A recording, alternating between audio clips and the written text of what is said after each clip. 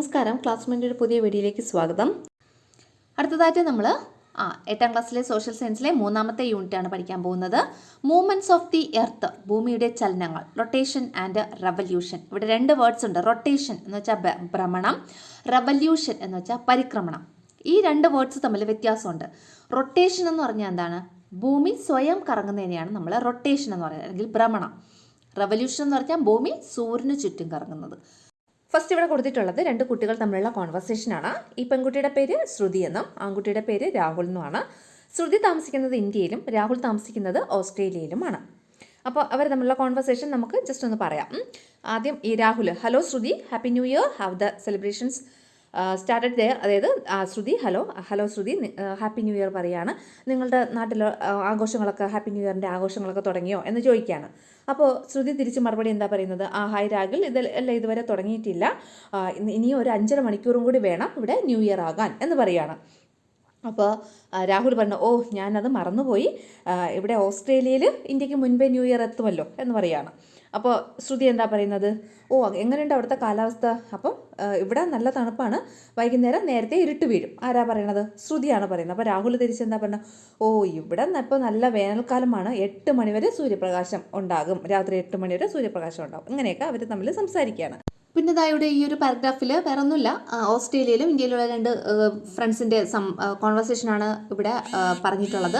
ആ രണ്ട് സ്ഥലത്തിലുള്ള സീസണിൻ്റെ ചേഞ്ചസും പിന്നെ അവിടെയുള്ള സമയവ്യത്യാസമൊക്കെയാണ് അവരുടെ ആ ഒരു കോൺവെർസേഷനിൽ പറയുന്നത്. നമ്മുടെ ജീവിതത്തിലും ഡെയിലി ലൈഫിലും നമ്മൾ ഇങ്ങനെയുള്ള സവിശേഷതകൾ അനുഭവിക്കുന്നുണ്ട് അല്ലേ? ചില സമയത്ത് നമുക്ക് വേനൽക്കാലം, പിന്നെ മഴക്കാലം. ഇപ്പം നമുക്ക് മഴക്കാലമാണ്. അപ്പോൾ ഈ പറയുന്ന സീസണിലുണ്ടാകുന്ന ചേഞ്ചസിനും സമയത്തിലുണ്ടാകുന്ന വ്യത്യാസത്തിനുള്ള കാരണങ്ങൾ എന്തൊക്കെയാണെന്നാണ് നമ്മൾ ഈ യൂണിറ്റിൽ ചർച്ച ചെയ്യാൻ പോകുന്നത്.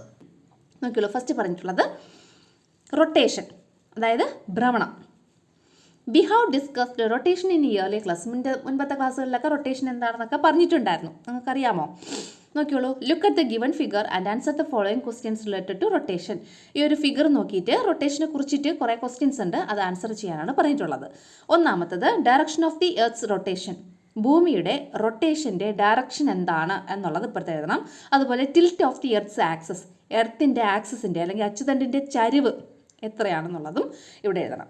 അപ്പോൾ അതിൻ്റെ ആൻസർ എഴുതുന്നതിന് മുന്നേ ഒരു ക്വസ്റ്റ്യൻ ചോദിച്ചോട്ടെ. ഈ റൊട്ടേഷൻ എന്ന് പറഞ്ഞാൽ എന്താണ്? ഞാൻ നേരത്തെ ആദ്യം ക്ലാസ് ഈ നമ്മുടെ യൂണിറ്റ് തുടങ്ങിയപ്പോൾ പറഞ്ഞിരുന്നു, റൊട്ടേഷനുണ്ട്, റെവല്യൂഷനുണ്ട്. റൊട്ടേഷൻ എന്ന് വെച്ചാൽ ഭ്രമണം, റെവല്യൂഷൻ പരിക്രമണം. എന്താണ് റൊട്ടേഷൻ എന്ന് പറഞ്ഞാൽ? ഭൂമി സ്വയം കറങ്ങുന്നതിനെയാണ്, അതിനെയാണ് നമ്മൾ എന്ത് പറയുന്നത്? റൊട്ടേഷൻ അല്ലെങ്കിൽ ഭ്രമണം എന്ന് പറയുന്നത്. അപ്പോൾ ആ ഒരു ഭ്രമണത്തിൻ്റെ ദിശ, അതിൻ്റെ ഡയറക്ഷൻ എവിടെ നിന്ന് എങ്ങോട്ടാണ്? അതാണ് നമ്മുടെ ഇവിടുത്തെ ക്വസ്റ്റ്യൻ. നമുക്ക് ആൻസർ നോക്കാം. എവിടെ നിന്ന് എങ്ങോട്ടാണ്? From west to east. ഈ വെസ്റ്റിൽ നിന്ന് ഈസ്റ്റിലേക്ക്, അതായത് പടിഞ്ഞാറ് നിന്ന് കിഴക്കോട്ടാണ് ഭൂമിയുടെ ഭ്രമണത്തിൻ്റെ ദിശ എന്ന് പറയുന്നത്, അല്ലേ? Direction of the earth's rotation. അടുത്ത ടിൽറ്റ്, അല്ലെങ്കിൽ പടിഞ്ഞാറ് നിന്ന് കിഴക്കോട്ട്. അടുത്ത tilt of the earth's axis, അച്ചുതണ്ടിൻ്റെ, ആക്സസിൻ്റെ, അല്ലേ? എർത്തിൻ്റെ, ഭൂമിയുടെ അച്ചുതണ്ടിൻ്റെ ടിൽറ്റ് എന്ന് വെച്ചാൽ ചരിവ്. അത് എത്രയാണ്? 23.5 ഡിഗ്രി, അല്ലെങ്കിൽ 23.5 degree. From the picture we can identify that the direction of rotation of the earth is from west to east. ആ ചിത്രത്തിൽ നിന്ന് നമുക്ക് ഭൂമിയുടെ ഭ്രമണദിശ എവിടെ നിന്ന് എങ്ങോട്ടാണ്? വെസ്റ്റിൽ നിന്ന് ഈസ്റ്റിലോട്ട്, പടിഞ്ഞാറ് നിന്ന് കിഴക്കോട്ടാണെന്ന് നമ്മൾ മനസ്സിലാക്കി. That is why we feel that sunrises in the east and sets in the west. അതുകൊണ്ടാണ് നമുക്ക് ഫീൽ ചെയ്യുന്നത്, നമുക്ക് അനുഭവപ്പെടുന്നത് എന്ത്? സൺറൈസസ് ഇൻ ദ ഈസ്റ്റ്, സൂര്യൻ കിഴക്കുതിച്ച്, സെറ്റ്സ് ഇൻ ദ വെസ്റ്റ്, പടിഞ്ഞാറ് അസ്തമിക്കുന്നതായിട്ട്. സെറ്റ് ചെയ്യാന്ന് വെച്ചാൽ അസ്തമിക്കുക, റൈസ് ചെയ്യാന്ന് വെച്ചാൽ ഉദിച്ചു വരിക. അപ്പോൾ സൂര്യൻ എവിടെ ഉദിച്ച് എവിടെ അസ്തമിക്കുന്നു? കിഴക്കുതിച്ച് പടിഞ്ഞാറ് അസ്തമിക്കുന്നതായിട്ട്, അല്ലെങ്കിൽ ഈസ്റ്റിൽ റൈസ് ചെയ്ത് വെസ്റ്റിൽ സെറ്റ് ചെയ്യുന്നതായിട്ട് നമുക്ക് തോന്നുന്നതിനുള്ള കാരണം എന്തുകൊണ്ടാണ്? എർത്തിൻ്റെ റൊട്ടേഷൻ എന്ന് പറയുന്നത് ഫ്രം വെസ്റ്റ് ടു ഈസ്റ്റ് ആയതുകൊണ്ടാണ്. ഓക്കെ ആണല്ലോ? അതൊരു ക്വസ്റ്റ്യൻ ആൻസർ ആണ് കേട്ടോ. അടുത്ത, the 2 main effects of the rotation of the earth are. ഭൂമി റൊട്ടേറ്റ് ചെയ്യുന്നുണ്ടല്ലോ, അല്ലെങ്കിൽ ഭൂമി ഭ്രമണം ചെയ്യുന്നുണ്ട്, അതിൻ്റെ ഫലമായി ഉണ്ടാകുന്ന പ്രധാനപ്പെട്ട ഒരു എഫക്റ്റ്, പ്രധാനപ്പെട്ട ഒരു മാറ്റമാണ് ഏതൊക്കെയാണ്? ഡേയും നൈറ്റും ഉണ്ടാകുന്നത്, അതായത് രാത്രിയും പകലും ഉണ്ടാകുന്നത്. ആൻഡ് ദ കോറിയോലിസ് എഫക്റ്റ്, പിന്നെ കോറിയോലിസ് പ്രഭാവം. അത് നമുക്ക് പഠിക്കും, കോറിയോലിസ് എഫക്റ്റ് എന്താണെന്നുള്ളത്. അപ്പോൾ ഭൂമി റൊട്ടേറ്റ് ചെയ്യുന്നുണ്ട്. ഭൂമിയുടെ റൊട്ടേഷൻ്റെ ഫലമായിട്ട് ഉണ്ടാകുന്ന രണ്ട് പ്രധാനപ്പെട്ട എഫക്റ്റ്, അല്ലെങ്കിൽ രണ്ട് പ്രധാനപ്പെട്ട മാറ്റങ്ങൾ ഏതൊക്കെയാണ്? ഡേ ആൻഡ് നൈറ്റ് ഉണ്ടാകുന്നത്, ദിനരാത്രങ്ങളും, പിന്നെ കോറിയോലിസ് എഫക്റ്റ് അല്ലെങ്കിൽ കോറിയോലിസ് പ്രഭാവവും. ഇനി നമ്മൾ ഡേ ആൻഡ് നൈറ്റ് എന്താണെന്ന് അതിനെക്കുറിച്ചാണ് പറയുന്നത്. The time taken for the earth to complete 1 rotation is 24 hours. ഭൂമിക്ക് ഒരു റൊട്ടേഷൻ കംപ്ലീറ്റ് ചെയ്യാൻ വേണ്ടിയിട്ട് 24 hours ആണ് വേണ്ടത്, 24 മണിക്കൂർ. അതായത് അതിനെ കുറച്ച് ആപ്റ്റായിട്ട് പറയുകയാണെങ്കിൽ 23 hours 56 minutes 4 seconds. എന്താണ് 23 hours 23 മണിക്കൂർ 56 minutes 56 മിനിറ്റ് 4 സെക്കൻഡ് ആണ് കറക്റ്റായിട്ട് പറയുകയാണെങ്കിൽ. The earth receive light from the sun. എർത്തിൽ ലൈറ്റ് കിട്ടുന്നത് എവിടെ നിന്നാണ്? ഫ്രം ദ സൺ, സണ്ണിൽ നിന്ന്. During the rotation the part of the earth facing the sun has day time. ഈ റൊട്ടേഷൻ്റെ സമയത്ത് ഭൂമിയുടെ ഏത് ഭാഗമാണോ സണ്ണിനെ ഫേസ് ചെയ്തിരിക്കുന്ന, സൂര്യന് അഭിമുഖമായിട്ട് വരുന്ന ഭൂമിയുടെ ഏത് ഭാഗമാണോ അവിടെ ഡേ ടൈം ആയിരിക്കും, പകലായിരിക്കും. And the other part experience night. എന്നാൽ മറ്റേ ഭാഗം എന്തായിരിക്കും ആ സമയത്ത്? നൈറ്റ് ആയിരിക്കും. ഈ ഫിഗറിൽ നിന്ന് നമുക്കത് മനസ്സിലാവും. ദ ഇമാജിനറി ലൈൻ, ചിത്രം 3.4 കേട്ടോ. The imaginary line that demarcates day and night on the earth is called circle of illumination. ഇവിടെ പുതിയൊരു വേർഡ് നമ്മൾ പഠിക്കുകയാണ്. എന്താണ്? സർക്കിൾ ഓഫ് ഇല്യൂമിനേഷൻ അല്ലെങ്കിൽ പ്രകാശവൃത്തം. Circle of illumination. ഒരു ഇമാജിനറി ലൈൻ ഉണ്ട്, ഒരു സാങ്കല്പിക രേഖ. ദാറ്റ് ഡിമാർക്കേറ്റ്സ്, അത് വേർതിരിക്കുന്നു. ഡേ ആൻഡ് നൈറ്റ്, ഡേയിനെയും നൈറ്റിനെയും വേർതിരിക്കുന്ന സാങ്കല്പിക രേഖ ഓൺ ദ എർത്ത്, ഭൂമിയിലുള്ള. അതിനെയാണ് നമ്മൾ എന്ത് പറയുന്നത്? സർക്കിൾ ഓഫ് ഇല്യൂമിനേഷൻ അല്ലെങ്കിൽ പ്രകാശവൃത്തം എന്ന് പറയുന്നത്. It is clear from the figure 3.4. കണ്ടോ, ഫിഗർ 3.4 നിന്ന് നമുക്കിത് ക്ലിയർ ആണ്. That this circle of illumination is not parallel to the earth's axis. ഈ സർക്കിൾ ഓഫ് ഇല്യൂമിനേഷൻ എന്ന് പറയുന്നത് നമ്മുടെ ഭൂമിയുടെ അച്ചുതണ്ടിന് അല്ലെങ്കിൽ എർത്ത്സിൻ്റെ ആക്സിസിന് എന്തല്ല? പാരലൽ അല്ല. ഈ circle of illumination is not parallel, സമാന്തരമല്ല. എന്തിന് സമാന്തരമല്ല എന്നാണ് പറയുന്നത്? എർത്ത്സ് ആക്സിസ്, എർത്തിൻ്റെ അച്ചുതണ്ട് അല്ലെങ്കിൽ എർത്തിൻ്റെ ആക്സിസിന് ഇത് എന്താണ്? സമാന്തരമല്ല അല്ലെങ്കിൽ പാരലൽ അല്ല. Think about the condition of day and night if the earth doesn't rotate. ഭ്രമണം ഇല്ലെങ്കിൽ ഭൂമിയിലെ ഡേ ആൻഡ് നൈറ്റിന് എന്തായിരിക്കും സംഭവിക്കുന്നതെന്ന് പറയാൻ പറ്റുമോ? ഭ്രമണം ഇല്ലെങ്കിൽ ഭൂമിയിൽ ഒരു സ്ഥലത്ത് എപ്പോഴും പകലും മറ്റേ സ്ഥലത്ത് എപ്പോഴും രാത്രിയായിരിക്കും. ഭ്രമണം അനുഭവപ്പെടുന്നില്ലെങ്കിൽ അല്ലേ? അതല്ലേ സംഭവിക്കുന്നത്. ഇനി ഇവിടെ വേറൊരു ബോക്സ് ഉണ്ട് കേട്ടോ. മാർസ് ആൻഡ് യുറാനസ് എന്നാണ് കൊടുത്തിട്ടുള്ളത്. ഇവിടെ മാർസ് ആൻഡ് യുറാനസ് എന്നല്ല കേട്ടോ, വീനസ് ആൻഡ് യുറാനസ് എന്നാണ്. വീനസ് എന്ന് പറഞ്ഞാൽ നമ്മുടെ ശുക്രൻ എന്ന് പറയുന്ന ഒരു പ്ലാനറ്റ് ഇല്ലേ, ഗ്രഹം. അപ്പോൾ അതും യുറാനസും ആണ് ഇവിടെ ഹെഡിങ് ആയിട്ട് വരാനുള്ളത്. ഇവിടെ പറഞ്ഞിട്ടുള്ളതെന്ന് പറഞ്ഞാൽ നമ്മുടെ എർത്ത് എവിടെ നിന്ന് എങ്ങോട്ടാണ് റൊട്ടേറ്റ് ചെയ്യുന്നത്? എർത്ത് എന്ന് പറയുന്നത് പടിഞ്ഞാറ് നിന്ന് കിഴക്കോട്ട്, അതായത് വെസ്റ്റിൽ നിന്ന് ഈസ്റ്റിലോട്ടാണ് റൊട്ടേറ്റ് ചെയ്യുന്നത് ആണല്ലോ. അതുപോലെ തന്നെ മറ്റുള്ള ഗ്രഹങ്ങളും, ഈ വീനസും യുറാനസും ഒഴികെയുള്ള മറ്റുള്ള ഗ്രഹങ്ങളും പ്ലാനറ്റും റൊട്ടേറ്റ് ചെയ്യുന്നത് വെസ്റ്റിൽ നിന്ന് ഈസ്റ്റിലോട്ടാണ്, പടിഞ്ഞാറ് നിന്ന് കിഴക്കോട്ടാണ്. എന്നാൽ ഈ വീനസും യുറാനസും റൊട്ടേറ്റ് ചെയ്യുന്നത് ഫ്രം ഈസ്റ്റ് ടു വെസ്റ്റ്, അതായത് കിഴക്ക് നിന്നും പടിഞ്ഞാറോട്ടാണ് റൊട്ടേറ്റ് ചെയ്യുന്നത്. അതാണ് ഇവിടെ പറഞ്ഞിട്ടുള്ളത്. അപ്പോൾ കിഴക്ക് നിന്നും പടിഞ്ഞാറോട്ട് അല്ലെങ്കിൽ ഈസ്റ്റിൽ നിന്ന് വെസ്റ്റിലോട്ട് റൊട്ടേറ്റ് ചെയ്യുന്ന രണ്ട് പ്ലാനറ്റ്സ് ആണ് നമ്മുടെ സോളാർ സിസ്റ്റത്തിൽ അല്ലെങ്കിൽ സൗരയൂഥത്തിലുള്ളത്. അതാരൊക്കെയാണ്? വീനസും യുറാനസും, ശുക്രനും യുറാനസും. അതാണ് ഇവിടെ പറഞ്ഞിട്ടുള്ളത് കേട്ടോ. അടുത്ത നമ്മൾ പറയാൻ പോണത് കോറിയോലിസ് എഫക്റ്റ് അല്ലെങ്കിൽ കോറിയോലിസ് പ്രഭാവത്തിനെ കുറിച്ചാണ്. അപ്പോൾ എന്താണ് കോറിയോലിസ് എഫക്റ്റും ഡേ ആൻഡ് നൈറ്റും ഉണ്ടാകുന്നതിന് കാരണം എന്താണ്? എർത്തിൻ്റെ റൊട്ടേഷൻ, ഭൂമിയുടെ ഭ്രമണം നിമിത്തമാണ് ഉണ്ടാകുന്ന 2 ചേഞ്ചസ് ആണ്. ഇതൊക്കെയാണ് ഡേ ആൻഡ് നൈറ്റ് ഉണ്ടാകുന്നതും പിന്നെ കോറിയോലിസ് എഫക്റ്റും കേട്ടോ. അത് നമ്മൾ പഠിച്ചതാണ്. ഇവിടെ പറഞ്ഞിട്ടുണ്ട്, due to rotation freely moving bodies on the earth surface get deflected in their direction. അതായത് റൊട്ടേഷൻ കാരണം അല്ലെങ്കിൽ ഭ്രമണം മൂലം നമ്മുടെ എർത്തിൻ്റെ സർഫസിലുള്ള ഫ്രീലി മൂവിങ് ബോഡീസ്, സ്വതന്ത്രമായിട്ട് മൂവ് ചെയ്യുന്ന ബോഡീസ് അല്ലെങ്കിൽ സ്വതന്ത്രമായി ചലിക്കുന്ന വസ്തുക്കൾക്ക് എന്തുണ്ടാകും? Get deflected in their direction. അതിൻ്റെ ഡയറക്ഷനിൽ അല്ലെങ്കിൽ അവയുടെ ദിശയിൽ എന്ത് സംഭവിക്കുന്നു? ഡിഫ്ലക്ഷൻ എന്ന് പറഞ്ഞാൽ ഡിഫ്ലക്റ്റഡ് എന്ന് വെച്ചാൽ ദിശയ്ക്ക് വ്യതിയാനം, ഒരു വ്യത്യാസം, ദിശാ വ്യതിയാനം സംഭവിക്കുന്നു. മനസ്സിലായോ ആദ്യത്തെ സെൻറ്റൻസ്?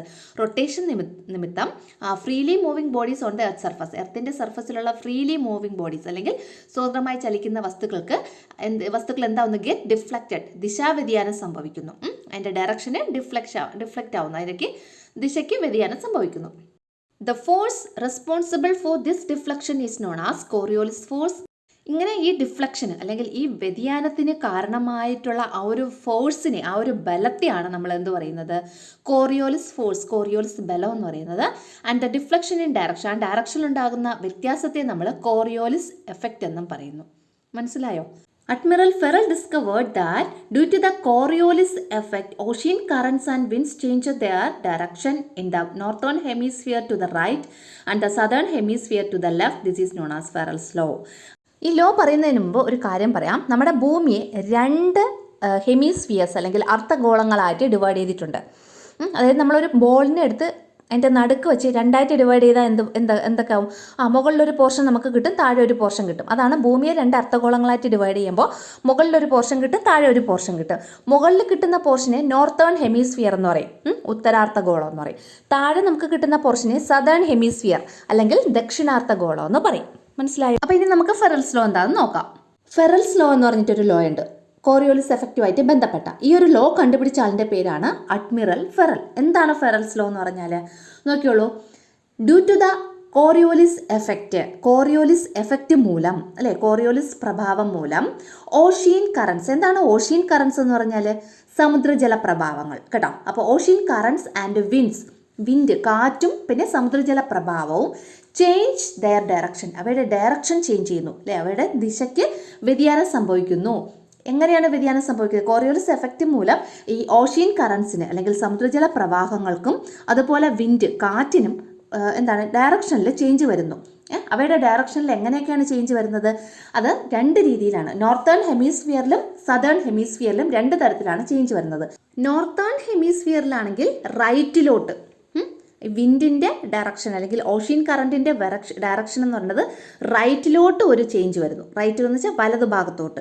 ഇനി സദേൺ ഹെമിസ്ഫിയറിലാണെങ്കിൽ ഇടതുവശത്തേക്ക് അല്ലെങ്കിൽ ലെഫ്റ്റ് സൈഡിലോട്ട് ഒരു ഡയറക്ഷനിൽ ചേഞ്ച് വരുന്നു.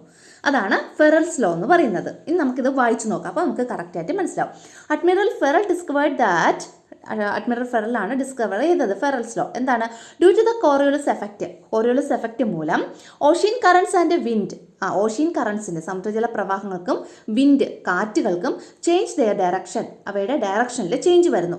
എങ്ങനെയാണ്? ഇൻ ദ നോർത്തേൺ ഹെമിസ്ഫിയർ അല്ലെങ്കിൽ ഉത്തരാർദ്ധഗോളത്തിൽ എന്ന് പറയാം, അല്ലെങ്കിൽ മുകൾ ഭാഗത്ത് ഭൂമിയുടെ നോർത്തേൺ ഹെമിസ്ഫിയറിൽ എങ്ങോട്ടാണ്? ടു ദ റൈറ്റിലോട്ട്, അല്ലേ, റൈറ്റിലോട്ട് എന്ന് പറയുമ്പോൾ വലതുഭാഗത്തേക്ക്. And in the southern hemisphere, എന്നാൽ ദക്ഷിണാർദ്ധഗോളത്തിൽ ടു ദ ലെഫ്റ്റ് സൈഡിലോട്ടാണ് ചേഞ്ച് വരുന്നത്. This is known as Ferrel's law. ഇതാണ് ഫെറൽസ് നിയമം അല്ലെങ്കിൽ ഫെറൽസ് ലോ എന്ന് പറയുന്നത്. ഇനി ഇത് താഴെ കൊടുത്തിട്ടുണ്ട്. Some facts related to rotation are given below. റൊട്ടേഷനുമായിട്ട് ബന്ധപ്പെട്ട ചില ഫാക്റ്റാണ് താഴെ തന്നിട്ടുള്ളത്. Complete the table by finding out the reasons behind these facts. ഈ ഫാക്റ്റിൻ്റെ റീസൺ എന്താണെന്ന് കണ്ടുപിടിച്ച് നമ്മൾ ഈ ടേബിൾ ഒന്ന് കംപ്ലീറ്റ് ചെയ്യണം. ഒന്നാമത്തെ fact, the sun rises in the east and sets in the west. സൂര്യൻ കിഴക്കുദിക്കുന്നു, പടിഞ്ഞാറ് അസ്തമിക്കുന്നു. അതിൻ്റെ കാരണം എന്തെന്ന് ബോക്സിൽ എഴുതണം. എന്താണ് അതിൻ്റെ കാരണം? ഭൂമി വെസ്റ്റിൽ നിന്ന് ഈസ്റ്റിലോട്ടാണ് റൊട്ടേറ്റ് ചെയ്യുന്നത്. അതുകൊണ്ടാണ് നമുക്ക് സൂര്യൻ ഈസ്റ്റിൽ റൈസ് ചെയ്ത് വെസ്റ്റിൽ സെറ്റ് ചെയ്യുന്നതായിട്ട് തോന്നുന്നത്. അടുത്തത്, freely moving bodies get deflected in the direction in both the hemisphere. രണ്ട് ഹെമിസ്ഫിയറിലും അല്ലെങ്കിൽ രണ്ട് അർദ്ധഗോളങ്ങളിലും ഫ്രീലി മൂവിങ് ബോഡീസ്, സ്വന്തമായി ചലിക്കുന്ന വസ്തുക്കൾക്ക് എന്തുണ്ടാകുന്നു? ഡയറക്ഷനിൽ ഡിഫ്ലക്ഷൻ, അതായത് ദിശാവ്യതിയാനം ഉണ്ടാകുന്നു. അതിനുള്ള കാരണം എന്താണ്? കോറിയോലിസ് എഫക്റ്റ് ആണ് അതിനുള്ള കാരണം. അതിൻ്റെ നോട്ട് ഇതെവിടെ എഴുതിയിട്ടുണ്ട് കേട്ടോ.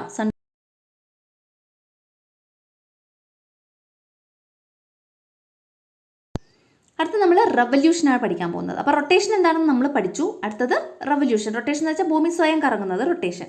റെവല്യൂഷൻ എന്ന് വെച്ചാൽ സൂര്യന് ചുറ്റും കറങ്ങുന്നത്. നോക്കിയോളൂ, ലുക്ക് അറ്റ് ഫിഗർ 3.6 ഫിഗർ കണ്ടോ? എന്താണ് അതിൽ പറഞ്ഞിട്ടുള്ളത്?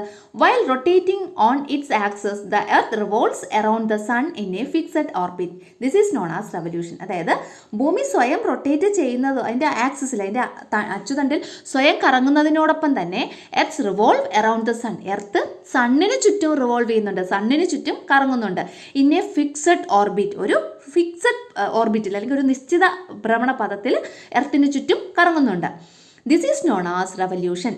എർത്തിന് ചുറ്റുമല്ല, സൂര്യന് ചുറ്റും കറങ്ങുന്നുണ്ട്. ദിസ് ഈസ് നോൺ ആസ് എന്താണ്? റെവല്യൂഷൻ. ഇതിനെയാണ് നമ്മൾ എന്ത് പറയുന്നത്? റെവല്യൂഷൻ എന്ന് പറയുന്നത്.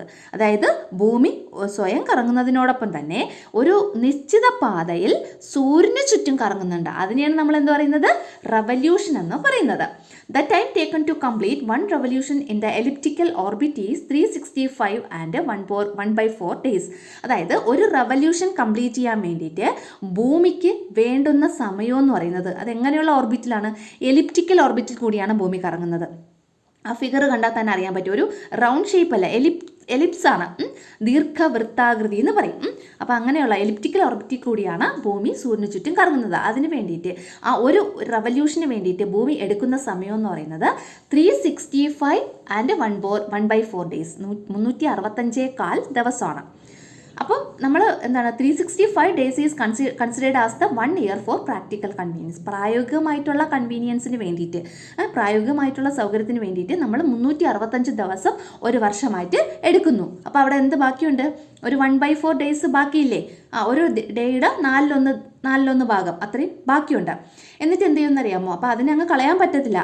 ദ ഫ്രാക്ഷൻ ഓഫ് 1/4 ഡേയ്സ്, ഒരു 4 ഡേയ്സിൻ്റെ ആ ഒരു ഫ്രാക്ഷനെ എന്ത് ചെയ്യുന്ന അറിയാമോ? Is added once in 4 years to the February, making it 29 days. അതായത് സാധാരണ ഫെബ്രുവരിയിൽ 28 ദിവസം ഉണ്ടാവാറുള്ളൂ. അപ്പോൾ ഈ 1/4 ഡേയ്സും കൂടെ ഫെബ്രുവരിയിലോട്ട് ആഡ് ചെയ്യും. അപ്പോൾ ഫെബ്രുവരിയിൽ എത്ര ആവും? 29 ദിവസമാവും. അത് എത്ര വർഷം കൂടുമ്പോഴാണ്? 4 വർഷം കൂടുമ്പോൾ. 4 വർഷം കൂടുമ്പോഴാണ് 4 വർഷം വൺസ് ഇൻ 4 ഇയേഴ്സ്, അതായത് 4 വർഷം കൂടുമ്പോൾ ഈ 1/4 ഡേയ്സും കൂടെ ഫെബ്രുവരിയുടെ കൂടെ ആഡ് ചെയ്ത് ഫെബ്രുവരി 28 ആയിരുന്നത് എത്രയാക്കും? 29 ദിവസം ആക്കും.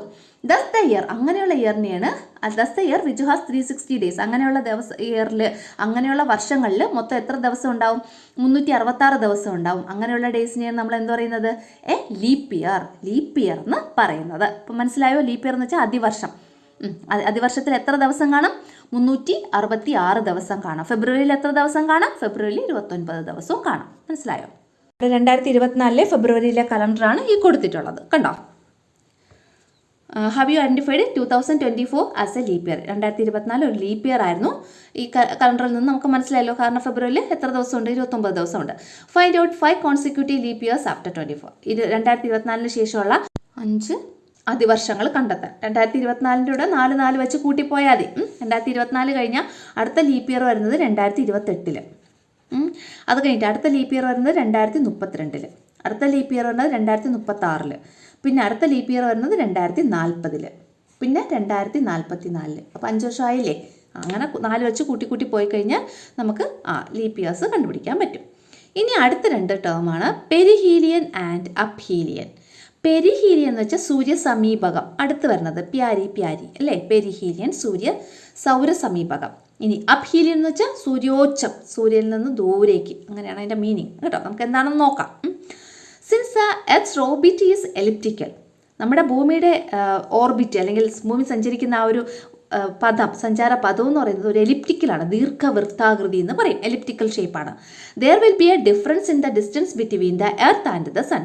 അവിടെ ഭൂമിയും സണ്ണും തമ്മിൽ, അല്ലെങ്കിൽ ഭൂമിയും സൂര്യനും തമ്മിൽ ഒരു ഡിസ്റ്റൻസ് ഉണ്ട്. മനസ്സിലായോ? ഭൂമിയും സൂര്യനും തമ്മിൽ ഒരു ഡിസ്റ്റൻസ് ഉണ്ട്. The day on which earth comes closest to the sun during the revolution is known as perihelion.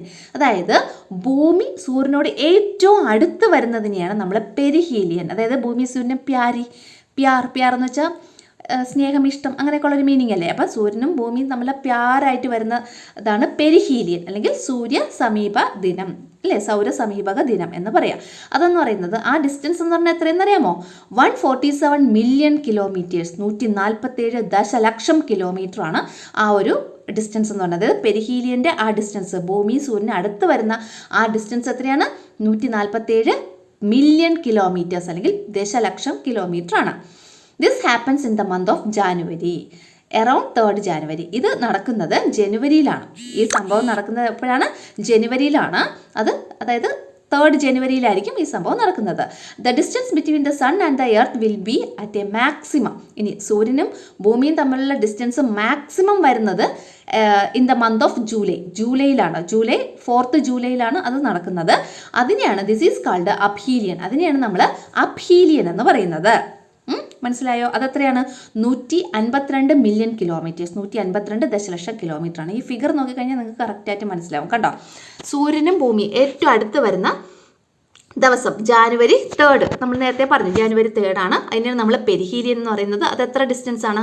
147 million kilometre ആണ്. ഇനി ഭൂമി സൂര്യനും ഏറ്റവും അകലെ വരുന്നതാണ് എന്ത് പറയുന്നത്? അപ്ഹീലിയൻ, അല്ലെങ്കിൽ സൂര്യോച്ചം എന്ന് പറയുന്നത്. അത് എന്ന് പറയുന്നത് ജൂലൈ 4-നാണ്. ആ ഡിസ്റ്റൻസ് എന്ന് പറയുന്നത് 152 മില്യൺ കിലോമീറ്റർ ആണ്. മനസ്സിലായോ? ഇനി the speed of revolution of the earth is around 30 km/s. കണ്ടോ, നമ്മുടെ എർത്തിൻ്റെ റെവല്യൂഷൻ്റെ സ്പീഡ്, എർത്ത് സൂര്യന് ചുറ്റും കറങ്ങുന്നതിൻ്റെ സ്പീഡ് എത്രയെന്ന് അറിയാമോ? 30 km/s. ഒരു സെക്കൻഡിൽ 30 കിലോമീറ്റർ. ആ രീതിയിലാണ് ഈ ഭൂമി സൂര്യന് ചുറ്റും കറങ്ങുന്നത്. എന്തൊരു സ്പീഡിലാണ് കറങ്ങുന്നത് അല്ലേ? The distance between the earth and the sun causes a difference in gravitational force and the speed of revolution. അതായത് ഇങ്ങനെ ഈ ഭൂമിയും സൂര്യനും തമ്മിലുള്ള ഡിസ്റ്റൻസിലുള്ള ഈ ഒരു വ്യത്യാസം, അകല വ്യത്യാസം ഗുരുത്വാകർഷണത്തിൽ വ്യതിയാനം സൃഷ്ടിക്കുകയും പരിക്രമണ വേഗതയിൽ വ്യത്യാസം വരുന്നതിനും കാരണമാവുന്നു. ഈ ഡിസ്റ്റൻസിൽ ഉണ്ടാകുന്ന വ്യത്യാസം ഏതിനൊക്കെ ഗ്രാവിറ്റേഷണൽ ഫോഴ്സിൽ ഡിഫറൻസ് ഉണ്ടാക്കുന്നു, അതുപോലെ റെവല്യൂഷൻ സ്പീഡിലും ഡിഫറൻസ് ഉണ്ടാക്കുന്നു കേട്ടോ. അടുത്തത് ഇവിടെ ബോക്സിൽ ഒരു കാര്യം കൊടുത്തിട്ടുണ്ട്, പ്രിസിഷൻ. എന്താണ് പ്രിസിഷൻ എന്ന് പറഞ്ഞാൽ? Precision is another movement of the earth like rotation and revolution. Rotation, revolution അതുപോലെ തന്നെയുള്ള ഭൂമിയുടെ മറ്റൊരു മൂവ്മെൻറ്റ് അല്ലെങ്കിൽ മറ്റൊരു ചലനമാണ് പ്രിസിഷൻ എന്ന് പറയുന്നത്. This is the axial rotation of the earth. ഭൂമിയുടെ ആക്സിയൽ റൊട്ടേഷൻ, അതായത് അച്ചുതണ്ടിൻ്റെ ചലനമാണ്, അല്ലെങ്കിൽ അച്ചുതണ്ടിൻ്റെ റൊട്ടേഷൻ അല്ലേ, അച്ചുതണ്ടിൻ്റെ ഭ്രമണമാണ് എന്തെന്ന് പറയുന്നത്? പ്രിസിഷൻ എന്ന് പറയുന്നത്. As given in the picture, when the earth takes 24 hours to complete one rotation. ആ പിക്ചറിൽ കൊടുത്തിരിക്കുന്ന പോലെ ഒരു റൊട്ടേഷൻ ഭൂമിക്ക് പൂർത്തിയാക്കാൻ 24 hours വേണം. It takes around 26,000 years for the Earth's axis to slowly complete one circle. എന്നാൽ ഭൂമിയുടെ അച്ചുതണ്ട് ഒരു സർക്കിൾ കംപ്ലീറ്റ് ചെയ്യാൻ വേണ്ടിയിട്ട് 26,000 വർഷങ്ങൾ എടുത്തിട്ടാണ് എന്നാണ് അതിൽ പറഞ്ഞത്. അതായത് ഒരു വൃത്തം എങ്ങനെ നമ്മൾ വരച്ച് തീർക്കുന്നത് എങ്ങനെയാണോ, വളരെ സാവധാനത്തിൽ വരച്ച് തീർക്കുന്നത് എങ്ങനെയാണോ അതുപോലെയാണ് ഭൂമിയുടെ ആക്സിസ് അല്ലെങ്കിൽ നമ്മുടെ അച്ചുതണ്ട് ഒരു റൊട്ടേഷൻ പൂർത്തിയാക്കുന്നത്. അതിൻ്റെ അപ്പം പ്രിസിഷന് വേണ്ടിയിട്ട് ഭൂമി എടുക്കുന്ന സമയം എത്രയെന്ന് വെച്ചാൽ 26,000 ആണ്. എന്നാൽ ഭൂമിയുടെ റൊട്ടേഷന് വേണ്ടിയിട്ട് എടുക്കുന്ന സമയം 24 hour ആണ്. ഭൂമിയുടെ റെവല്യൂഷൻ എടുക്കുന്ന സമയം 365 1/4 days ആണ്. ഓക്കെ.